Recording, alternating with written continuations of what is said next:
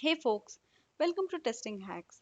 In this video, we will see what is Requirement Traceability Matrix, which is also known as RTM, and we will also see how to create the Requirement Traceability Matrix. And before we begin, if you have not subscribed to the channel, please do subscribe to the channel and watch the video till the end. Let's begin.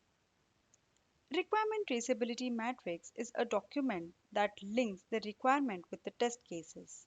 Okay. It traces the requirements given by the client to the test cases developed to test these requirements, right? And the requirements traceability matrix is used to make sure that each requirement is covered in the testing process and the related test cases have been developed correctly or not. And with the help of this RTM, we can backtrack and check whether a particular use case has been covered or not. So basically, whenever we talk about the requirement traceability matrix, we can generally imagine a link between the requirement here. Here we have the requirement, okay, and then with the help of requirement, we will create the test scenarios, okay. After creating the test scenarios, we will write the test cases. And after writing the test case, okay, if it is failed, we will create a defect and log it, and we will write the defect ID here. Okay, so all this can be written or tracked in one document, which is known as requirement traceability matrix. Okay, so this is basically the aim of this requirement traceability matrix is to check whether all the requirements has been covered or tested or not, so that it gives a confidence to the stakeholders as well as to the client that all the testing has been covered and there is a good test coverage for this particular requirement or not. So we can make sure with the help of the requirement traceability matrix. And also it helps in identifying the missing requirements, right? If there is anything missed, we can identify it easily, or else any test cases that we have missed, we can also track that easily with the help of this requirement traceability matrix. Okay, so moving ahead, we have three different types of requirement traceability matrix. One is forward traceability matrix, backward traceability matrix, and bidirectional traceability matrix. We will see each of them one by one. Forward traceability matrix, as the name says, in forward traceability matrix, requirements are mapped to the test cases. Okay, here the requirements, first we will have the requirement, and then with the help of the requirement, we will write the test case.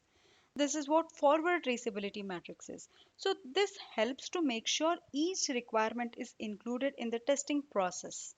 Okay, with the help of the requirement, we are writing the test scenario, and with the help of test scenario, we are writing the test case. So here in the forward traceability matrix, what happens, we will be checking that whether all the requirement are covered with the help of the test case or not.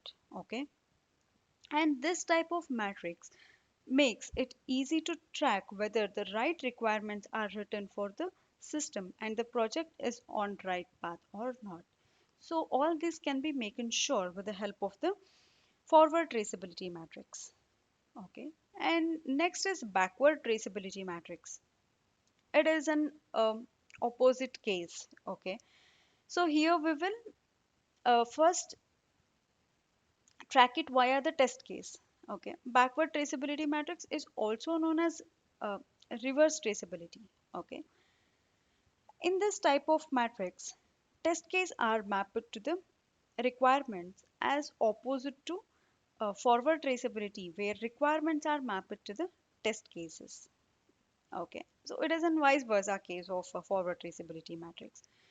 Suppose we have already tested all the scenarios and now I have to check whether I have covered it or not. So first I'll check the test case and against the requirements. So this is how we can backtrack it, right?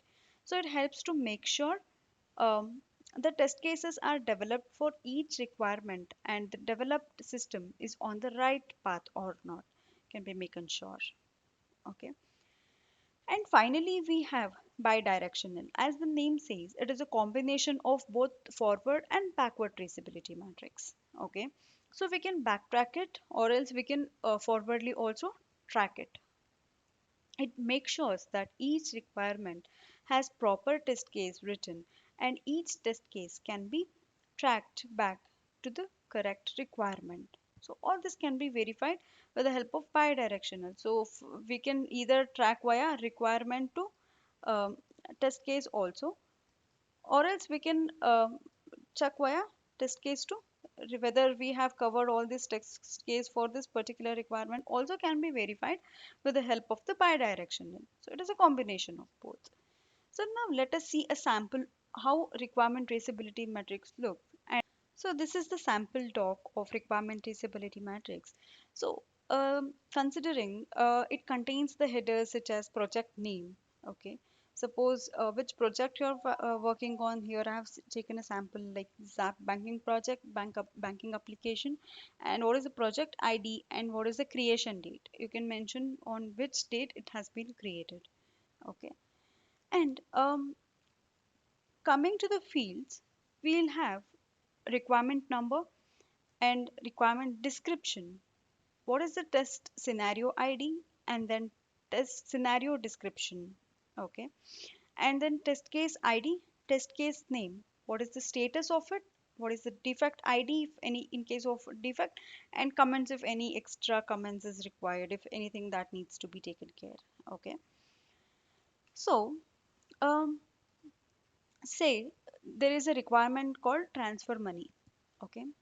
For that, first we will write the test scenario. So test scenario says account to account transfer. First you perform account to account transfer. This is just an example. And for this we are writing multiple test case. First is transfer from account to account, from one account to another account. Okay. So this test case is passed. So it has been passed. So the status says it's all. Okay. And transfer to an invalid account. So this is another test case which is failed. So for that I have linked a defect ID. Okay.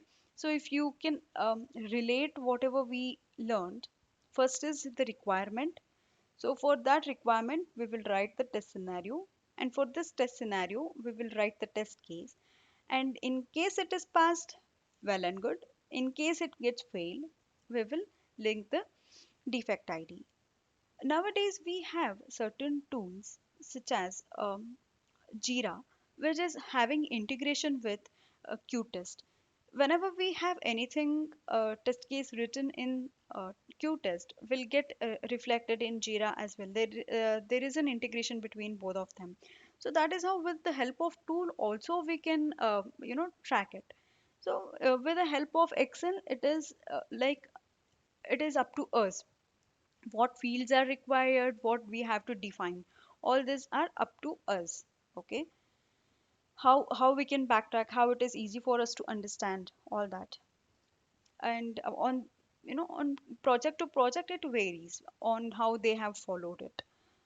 Transfer to account which is deactivated, so this is also past error when transfer is down. So we are expecting an error. So it is just a document which consists of all this, but test case document is completely different. Okay, which will also has test steps, all that, right? So don't get confused here. And another requirement is there which says that payment.